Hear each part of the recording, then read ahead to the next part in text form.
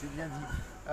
J'en profite pour montrer sur ta vidéo, voilà, là on a la carte des villes et des quartiers parisiens où la pêche s'est étendue. Donc la pêche est partie de Montreuil. Attends, j'ai vraiment une caméra de merde parce que j'arrive pas à zoomer du tout. Bah non, j'ai pas la netteté en fait. Mais on reconnaît la région parisienne comme ça. Ouais, attends. On va le faire doucement. Attends, je vais essayer de le faire. Doucement. Bingo. Alors, Saint-Denis, Pantin, Le Pré-Saint-Gervais, Bagnolet, Montreuil, Rosny-sous-Bois, Fontenay-sous-Bois, Saint-Maurice, Maison-Alfort, Alfortville, Saint-Maur-des-Fossés, et puis tous les arrondissements de l'Est, quoi. Voilà, tous les arrondissements de l'Est, et donc la pêche commence à s'étendre vers l'Ouest parisien et également. Voilà, en sachant qu'il y avait une association qui réfléchissait pour une monnaie locale parisienne qui s'appelle une monnaie pour Paris. Une monnaie pour Paris, et que en fait ils ont décidé l'année dernière de s'associer à la pêche et donc d'adopter la pêche. Parce que c'est vrai que c'est compliqué pour une mégapole comme Paris d'avoir plusieurs monnaies locales, et c'est quand même plus logique qu'il n'y en ait qu'une seule. Donc du coup c'est la pêche qui a été adoptée. Et elle est donc utilisable dans Paris intramuros. Parce qu'en fait, le problème à Paris, c'est qu'il y a peu de choses, il y a peu de producteurs primaires en fait à Paris. Exactement. Peut-être les champignons de Paris dans les caves et encore. Alors c'est pour ça qu'on a besoin vraiment de s'étendre à l'Île-de-France pour au moins toucher la première couronne de producteurs. Et peut-être les maraîchers aussi. Exactement. Donc après, c'est plus compliqué de développer une monnaie locale sur une mégapole comme Paris que voilà, dans une région centrée sur une ville moyenne où les circuits courts sont quand même plus faciles à établir, c'est sûr. Mais de toute façon, ça marche dans des grandes villes ailleurs qu'en France également. Et puis on a l'exemple de Toulouse, par exemple, qui est quand même une très grande ville à plus d'1 million d'habitants, où il y a la seule violette qui fonctionne bien.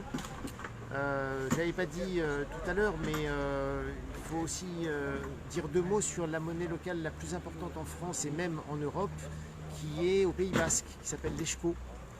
D'accord. L'Eshko au Pays Basque, qui est vraiment développé dans tout le Pays Basque français et qui se porte bien. Voilà.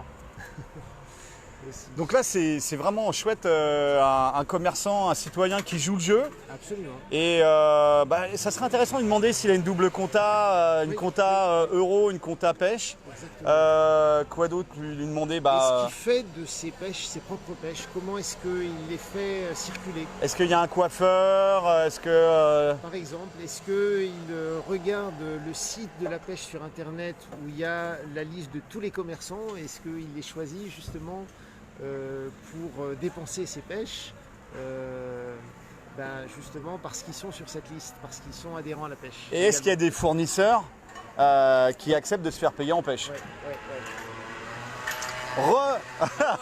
Bonjour, on a plein de questions à te poser. Oui.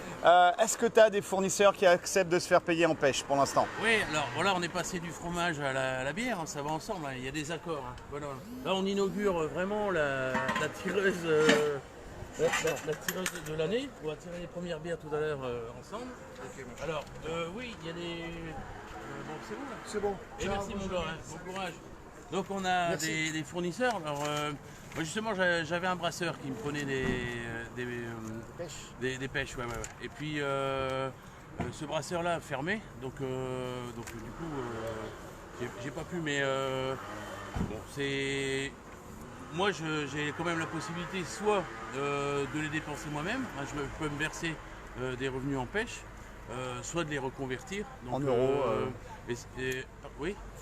Mais par exemple, toi au niveau de, pour l'instant, tout ce qui est crème fraîche, fromage, etc., il n'y a pas encore de producteurs qui acceptent la pêche? Pas pour le moment, mais ça va venir. C'est-à-dire que moi j'ai ouvert il y a 2 ans et demi.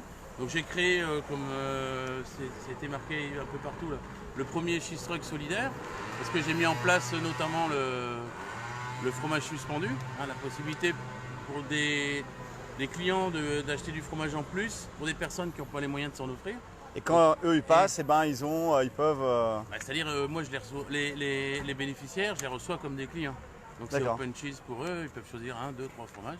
Sympa. Voilà. Et puis sur cette place de la Fraternité, donc à Montreuil, Une fois par an, on essaye d'organiser un banquet fraternel qui permet la rencontre éventuelle entre les joyeux clients, les gentils clients et puis les heureux bénéficiaires. Voilà. Et tu es On a là des moments de toute la semaine? convivialité. Moi je suis là toute l'année, ouais, voilà, je dors ici, je vais ici, voilà. Désolé,